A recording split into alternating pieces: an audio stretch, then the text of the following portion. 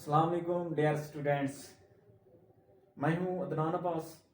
आज हमारा जो चैप्टर है वो सेकंड ईयर का चैप्टर नंबर 2 हमने आज स्टार्ट करना है।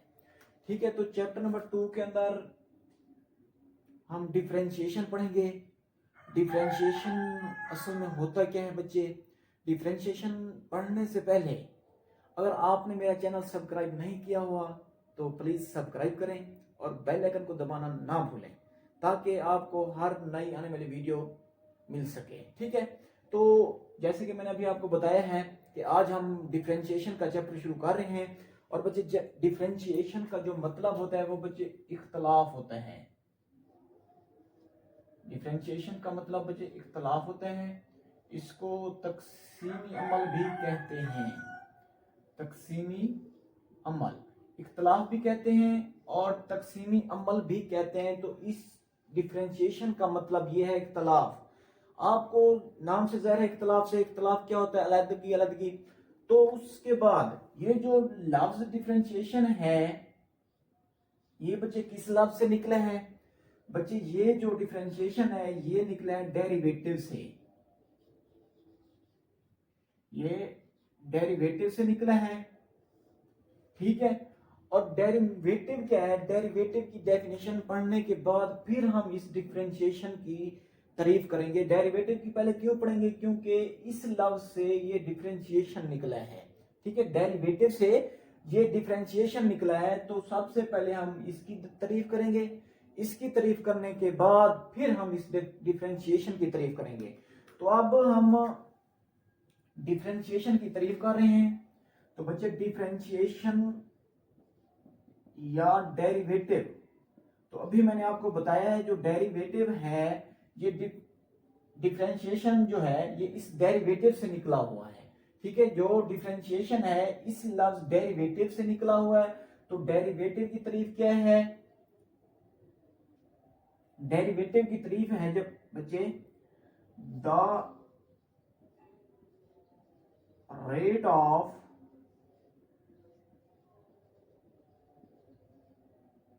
change of function, the rate of change of function with respect to independent variable. Independent variable is called derivative. ठीक है, तो अब ये मैंने आपको डेरिवेटिव की डेफिनेशन बताई है, तारीफ बताई है। तो इसमें क्या कहता है? The rate of change of function with respect to independent variable. तो इसमें क्या कहता है कि वो कहता है एक हमारे पास कोई फंक्शन होगा। क्या होगा फंक्शन? जैसे हमारे पास क्या है, y is equal to F of X है। ये हमारे पास एक क्या है, फंक्शन है। तो वो कहता है इसका रेट ऑफ चेंज ऑफ मालूम करना है इंडिपेंडेंट वेरिएबल का। तो इसका रेट ऑफ चेंज ऑफ क्या होगा? डेरिवेटिव। तो ये बच्चे इस तरह से होगा डी और डी एक्स, ये रेट ऑफ चेंज हो गया किस चीज का?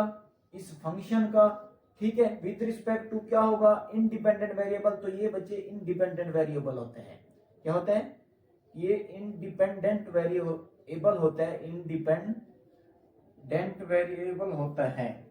ठीक है, तो इसमें एक और चीज आपने याद रखनी है कि डिपेंडेंट और इंडिपेंडेंट कौन से वेरिएबल्स होते हैं। तो बच्चे अगर आपके पास एक इस तरह से रेट ऑफ चेंज ऑफ आया हुआ है तो बच्चे जो ऊपर वाला होगा, ऊपर वाला जो फंक्शन होगा वो हमारे पास डिपेंडेंट वेरिएबल होगा। ऊपर वाला डिपेंडेंट वेरिएबल होगा। ठीक है, और जो नीचे होता है ये बच्चे इंडिपेंडेंट वेरिएबल होता है। ये क्या होता है? Independent variable. तो इंडिपेंडेंट और डिपेंडेंट वेरिएबल मैं आपको थोड़ा समझा देता हूं। जो बच्चे होता है ना डिपेंडेंट वेरिएबल, ये नाम से जाहिर है डिपेंडेंट वेरिएबल होता क्या है बच्चे? डिपेंडेंट उस चीज को कहते हैं जो किसी दूसरी चीज पर इन्हसार करे।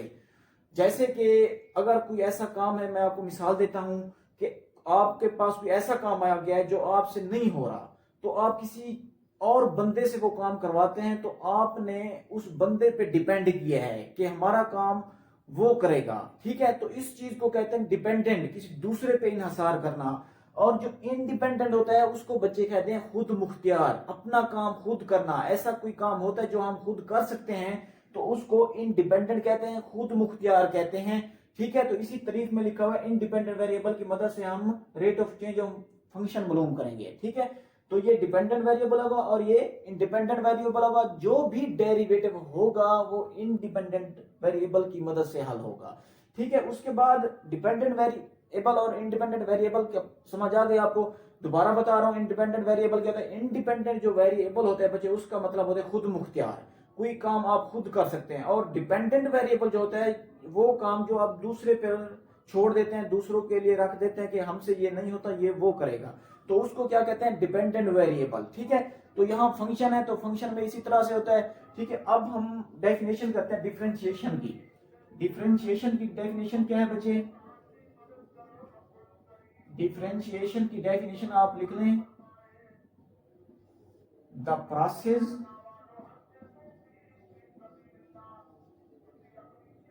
of finding the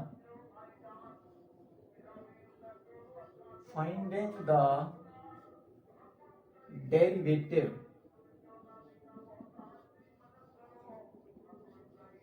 is called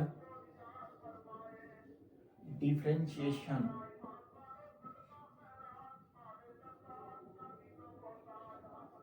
ठीक है, तो ये डेफिनेशन होगी डिफरेंशिएशन की। The process of finding the derivative is called differentiation. तो उसके बाद जो हमारे पास बच्चे टॉपिक है कि अगर हमारे पास कोई फंक्शन आ जाए तो उसका डेरिवेटिव किस तरह से लेंगे, वो किस तरह से होगा। तो बच्चे ये मैं एक फंक्शन ले रहा हूं, जैसे अभी मैंने पीछे एक फंक्शन लिया है, तो ये y इज इक्वल टू क्या होगा, एफ ऑफ एक्स। ये हमारे पास कोई फंक्शन है। ठीक है, तो अब हम इसका डेरिवेटिव लेना चाहते हैं, तो डेरिवेटिव किस तरह से लेंगे बच्चे, तो ये लेंगे D over D x into क्या आएगा, y आएगा। या हम इसको इस तरह से भी लिख सकते हैं, D over D x, y की जगह फंक्शन डाल देंगे एफ ऑफ एक्स। ठीक है, तो अब ये डेरिवेटिव है, तो अगर जब हम इस पे डेरिवेटिव अप्लाई करेंगे तो ये इस तरह से बन गया एफ डैश ऑफ एक्स। ये किस चीज के इक्वल बनेगा बच्चे, ये आप चैप्टर नंबर 1 के अंदर पढ़ेंगे, लिमिट वाला चैप्टर। ठीक है, लिमिट वाले चैप्टर के अंदर ये चीजें आपको पढ़ाई जाएंगी। तो ये डेफिनेशन है। ठीक है, एफ डैश ऑफ एक्स किस चीज के इक्वल होता है, तो वो बच्चे होता है limit delta X approaches to 0 F of X plus delta X minus F of X और क्या आएगा, डेल्टा एक्स। ठीक है, ये होती है बच्चे डेफिनेशन। ये आप चैप्टर नंबर 1 के अंदर अभी मैंने बताया कि आप पढ़ेंगे लिमिट के अंदर। तो ये इस चीज के फंक्शन की एक डेफिनेशन है कि एफ डैश ऑफ एक्स किस चीज के इक्वल होता है, is equal to limit delta X approaches to 0 F of X plus delta X minus F of X over delta x.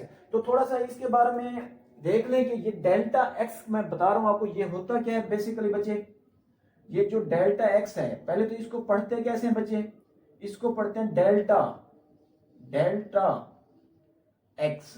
ठीक है, तो ये क्या होता है बच्चे, ये डेल्टा एक्स जो है ना इज द, ये एक स्मॉल चेंज होता है। ठीक है, स्मॉल चेंज किस चीज का होता है बच्चे, जो आपके पास फंक्शन है एक्स। ठीक है, ये इस एक्स का क्या है, स्मॉल चेंज होता है। और दैट ये हो सकता है मे बी जो ये डेल्टा एक्स है, ये एक तो स्मॉल चेंज है किस चीज का, एक्स का। और ये हो सकता है, क्या हो सकता है, ये पॉजिटिव भी हो सकता है और या नेगेटिव भी हो सकता है। और जो ये डेल्टा एक्स है, ये मैंने अभी बताया है कि ये एक स्मॉल चेंज है किस चीज में, एक्स में। ठीक है, और दैट में भी ये हो सकता है कि ये पॉजिटिव भी हो सकता है और ये नेगेटिव भी हो सकता है। ठीक है, तो यहां तक समझ आ गई। उसके बाद हम डेरिवेशन को नोटेशन किस तरह से करते हैं, डेरिवेटिव की नोटेशन किस तरह से होती है, तो हर मैथमेटिशियन ने अपनी एक नोटेशन दी है किस तरह से, जैसे कि ये मैंने एक नोटेशन दी है, ये एक नोटेशन है जिसको जहर करने का जहर कहते हैं, ठीक है। तो एफ डैश ऑफ एक्स है, ठीक है, ये किसने दी थी, ये बच्चे दी थी लैग्रेंज ने। लेकिन लैग्रेंज ने कहा था कि हमने अगर डेरिवेटिव किसी फंक्शन का लेते हैं तो उसको इस तरह से डिनोट करते हैं, ठीक है। इसी तरह से लेबनीज ने कुछ और कहा था, न्यूटन ने कुछ और कहा था, लैग्रेंज ने कुछ और कहा था, काशी ने कुछ और कहा था। वो सारी एक सेम चीज है, तो वो मैं आपको बता रहा हूं कि डेरिवेटिव की नोटेशन किस तरह से जहर करते हैं, ठीक है। तो आपने परेशान नहीं होना कि जिस तरह से वो आपको दे दे ये चीज फाइंड करो, तो आप इस चीज को, ठीक है। तो अब ये है डेरिवेटिव की नोटेशन, डेरिवेटिव नोटेशन, ठीक है। डेरिवेटिव की नोटेशन किस तरह से होती है बच्चे, आपके पास फंक्शन यही होगा, फंक्शन को जहर करने के जो मेथड है वो हर किसी मैथमेटिशियन का अपना मेथड है। जैसे कि आपके पास एक मेथड लेबनीज, एक मैथमेटिशियन है जिसका नाम है बच्चे लेबनीज, ठीक है। इसने कहा था कि जो डेरिवेटिव को डिनोट करते हैं हम, इस चीज को हम जो डिनोट करते हैं वो बच्चे इस तरह से करते हैं, डी वाई और डी एक्स, ठीक है, इस तरह से भी डिनोट कर सकते हैं। और फिर उसने ये कहा कि हम इसको डी और डी एक्स भी लिख सकते हैं, आगे वो फंक्शन भी लिख सकते हैं, ठीक है। तो उसने कहा था कि हम इस चीज से डिनोट कर सकते हैं, इस फंक्शन को, डिफरेंशिएशन को हम इस चीज से डिनोट कर सकते हैं। ये किसने कहा था, लेबनीज ने कहा था। लेबनीज के बाद फिर बच्चे न्यूटन है, न्यूटन ने क्या कहा था, न्यूटन ने ये कहा था कि जो हम इस फंक्शन का डेरिवेटिव लेते हैं तो उसको हम इस तरह से जहर कर सकते हैं, ऊपर डॉट लगा देंगे और आगे वो क्या लगा देंगे, फंक्शन जिसपे हम डिपेंड कर रहे हैं, ठीक है। तो न्यूटन ने कहा था कि हम इस तरह से भी डिनोट कर सकते हैं। उसके बाद लैग्रेंज है, ठीक है, तीसरा लैग्रेंज। लैग्रेंज ने क्या कहा था, अभी बताया आपको कि लैग्रेंज ने कहा था कि हम डेरिवेटिव को, डिफरेंशिएशन को इस तरह से भी डिनोट कर सकते हैं, एफ डैश ऑफ एक्स, ठीक है। तो इसी तरह से चौथा हमारे पास है काशी, ठीक है। काशी ने क्या कहा था, काशी ने कहा था हम डिफरेंशिएशन को इस तरह से डिनोट कर सकते हैं कि capital D F of x. तो ये चार नोटेशन है, चार मैथमेटिशियन ने अपना अपना नजरिया दिया है। वो कहता है कि इस तरह से डिनोट कर सकते हैं, न्यूटन कहता है इस तरह से डिनोट कर सकते हैं, लैग्रेंज कहता है इस तरह से डिनोट कर सकते हैं, और काशी कहता है कि हम इस तरह से डिनोट इनको कर सकते हैं, ठीक है। उससे थोड़ा सा आगे चलते हैं, एक सवाल आता है, क्या सवाल आता है, वो कहता है how will the finding derivative, how will you finding derivative, how will you finding derivative. तो बच्चे ये सवाल आता है, क्वेश्चन, ठीक है, क्या कहते हैं आपको, वो कहते हैं how will you finding derivative, ठीक है। वो कहता है कि डेरिवेटिव आप किस तरह से फाइंड कर सकते हैं। तो बच्चे इसका आंसर आप क्या लिखेंगे, इसका आंसर ये होगा, there are two method of, there are two method, there are two method. क्या है, वो कहता है डेरिवेटिव को फाइंड करने के दो तरीके होते हैं। कितने तरीके होते हैं, दो तरीके होते हैं। वो बच्चे कौन कौन से तरीके होते हैं, एक बच्चे जो फर्स्ट तरीका है वो होता है डायरेक्ट, डायरेक्ट मेथड, ठीक है, एक डायरेक्ट मेथड होता है, और दूसरा क्या होता है बच्चे, इनडायरेक्ट मेथड होता है, ठीक है। एक डायरेक्ट मेथड हो गया और दूसरा क्या हो गया, इनडायरेक्ट मेथड। तो ये क्या है, इसकी मैं थोड़ी सी एग्जांपल देता हूं। अगर फर्ज करें आपने कोई सफर करना है, ठीक है, डायरेक्ट मेथड से आप क्या करेंगे, डायरेक्ट आप यहीं से वहां तक चले जाए सीधा, ये तो हो गया आपका डायरेक्ट, ठीक है। तो अगर आप इनडायरेक्ट की बात करें तो आप सीधे जाने के बजाय लंबा रास्ता इख्तियार करेंगे, आपको थोड़ा सा दूर से आना पड़ेगा, तो वो इनडायरेक्ट मेथड होगा। तो आज हमने जो डिस्कस करना है वो इनडायरेक्ट मेथड करना है, ठीक है। डायरेक्ट मेथड वो एक्सरसाइज में हम जैसे आएगा मैं आपको बताता जाऊंगा। आज हमने जो डिस्कस करना है वो है इनडायरेक्ट मेथड, ठीक है। तो इनडायरेक्ट मेथड क्या है? First of all we discuss indirect method. We discuss indirect method. ये मैंने आज डिस्कस करना है इनडायरेक्ट मेथड। तो बच्चे यहां पर आपने याद रखना है कि इनडायरेक्ट को फाइंड करने के भी फिर 3 तरीके हैं, ठीक है। कौन कौन से तरीके हैं? एक दो बच्चे एब इनिशियो मेथड है, दूसरा क्या है डेफिनेशन मेथड है, और तीसरा क्या है फर्स्ट प्रिंसिपल मेथड है। जो आपका सवाल आता है पेपर के अंदर वो इन तीनों में से कोई एक सवाल देता है कि वो कहता है कि इनमें से कोई, या कभी कह देता है एब इनिशियो मेथड से करो, या कहता है डेफिनेशन मेथड से करो, या फिर कहता है कि फर्स्ट प्रिंसिपल से करो। तो वो क्या होते हैं? इनडायरेक्ट के मेथड होते हैं। तो आपसे ये एमसीक्यूज भी पूछ सकता है। तो एमसीक्यूज में आपने ये ख्याल करना है कि अब अगर वो कहता है कि डेरिवेटिव को फाइंड करने के कितने तरीके हैं, तो वो आपने बताने के 2 तरीके हैं। डेरिवेटिव को फाइंड करने के 2 तरीके हैं और इनडायरेक्ट मेथड को फाइंड करने के 3 तरीके हैं। तो ये आपने ख्याल रखना है, ये थोड़ी सी समझ रखनी है कि डेरिवेटिव मालूम करने के हमारे पास 2 तरीके होते हैं और इनडायरेक्ट मेथड को मालूम करने के लिए हमारे पास कितने तरीके होते हैं? 3 तरीके होते हैं। ये हम आपसे एमसीक्यूज में पूछ सकता है। तो अब इसके इनडायरेक्ट मेथड के कौन कौन से मेथड है बच्चे? एक मैंने अभी बताया है, एक है डेफिनेशन मेथड, एक है डेफिनेशन मेथड, और दूसरा क्या है बच्चे? दूसरा मेथड आपके पास है फर्स्ट प्रिंसिपल मेथड।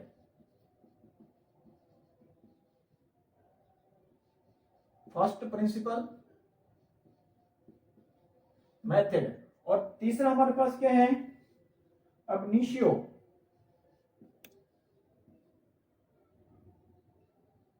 कौन सा मेथड है? अब इनिशियो मेथड। तो बच्चे ये 3 तरीके मैंने अभी आपको बताए हैं कि इनडायरेक्ट मेथड के कितने तरीके हैं? 3 तरीके हैं, ठीक है। 3 तरीके किस तरह से हैं? एक हमारे पास डेफिनेशन मेथड है, ठीक है, और दूसरा हमारे पास क्या है? फर्स्ट प्रिंसिपल मेथड है, और तीसरा हमारे पास क्या है? अब इनिशियो मेथड है। तो अब ये 3 तरीके इनडायरेक्ट को हल करने के।